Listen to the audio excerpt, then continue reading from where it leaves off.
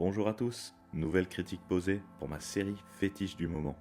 Évidemment, Je ris jaune, en route pour l'épisode 7. Alors après tout ce qu'on a dit sur la série, qu'est-ce que nous réserve sa retranscription du DLC Left Behind? Eh bien, contre toute attente, j'ai trouvé l'épisode plutôt bon, voire très bon.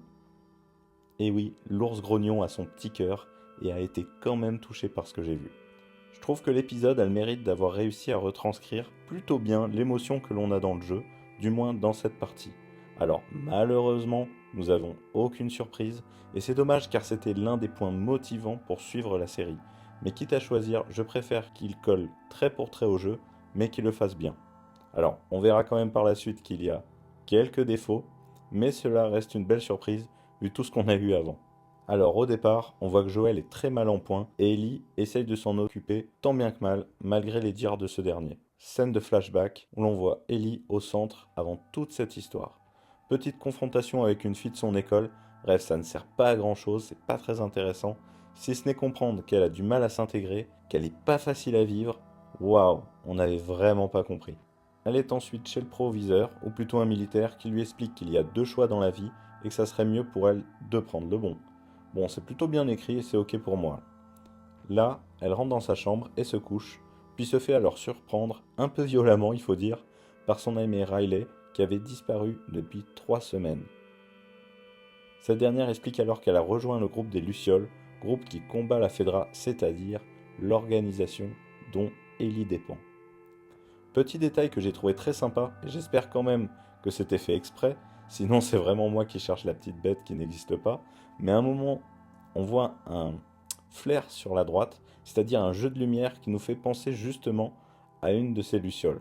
Alors ouais, je cherche peut-être vraiment des qualités là où il n'y en a pas effectivement. Les deux enfants partent ensuite et tombent dans un couloir sur un cadavre. J'ai trouvé la scène pas mal, surtout lorsque celui-ci s'effondre un étage en dessous.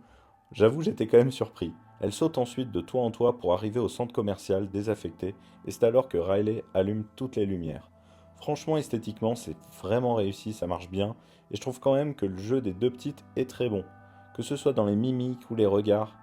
Cependant, je vais parler du très mauvais point, et qui suit depuis le début toute la série, c'est-à-dire l'écriture d'Ellie, qui est à côté de la plaque.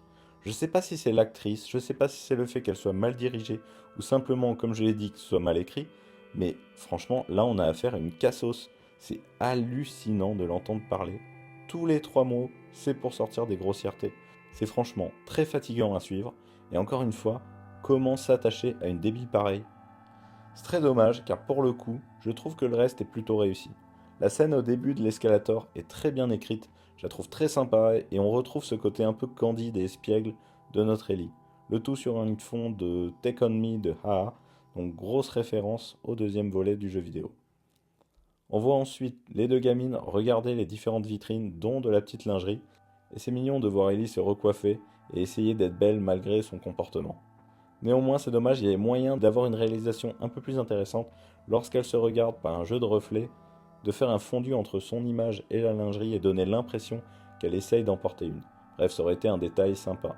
Elles arrivent ensuite sur le manège, et là encore, on retrouve vraiment graphiquement quelque chose du jeu. C'est très réussi, et l'ambiance carrousel marche très bien.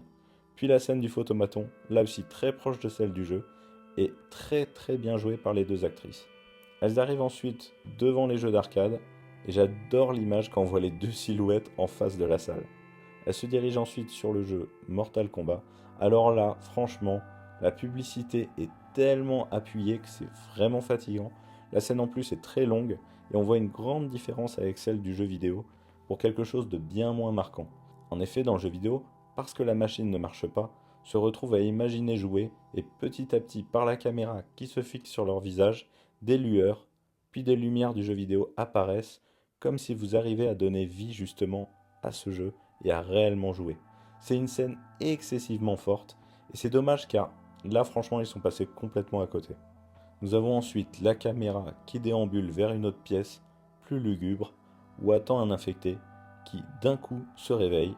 Alors est-ce que c'est le bruit alors que ça fait plus d'1 heure ou 2 heures que les filles sont déjà là, ou alors une racine comme nous avions vu dans les épisodes précédents, bref la connexion entre les infectés. Grosse dispute ensuite entre les deux filles parce que Riley explique que c'est son dernier soir et que demain, tout sera fini. Ellie s'en va puis entend un cri, se retourne alors et retrouve Riley pour une dernière danse. Là encore, c'est très réussi, on retrouve l'ambiance du jeu et cette scène où les deux petites se retrouvent et vont avouer alors leur amour.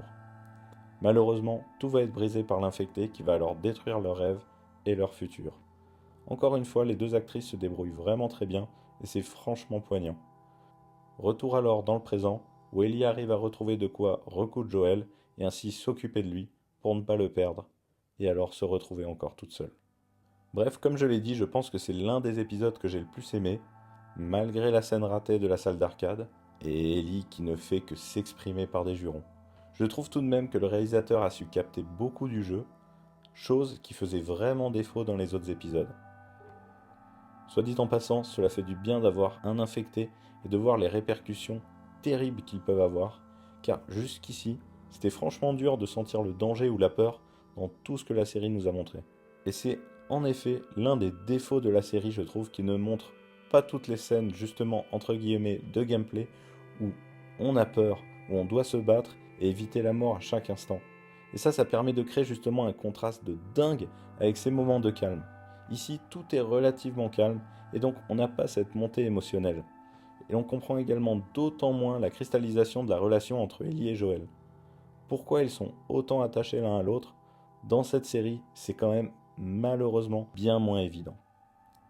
Bon, j'espère que cette petite critique vous aura plu et à bientôt!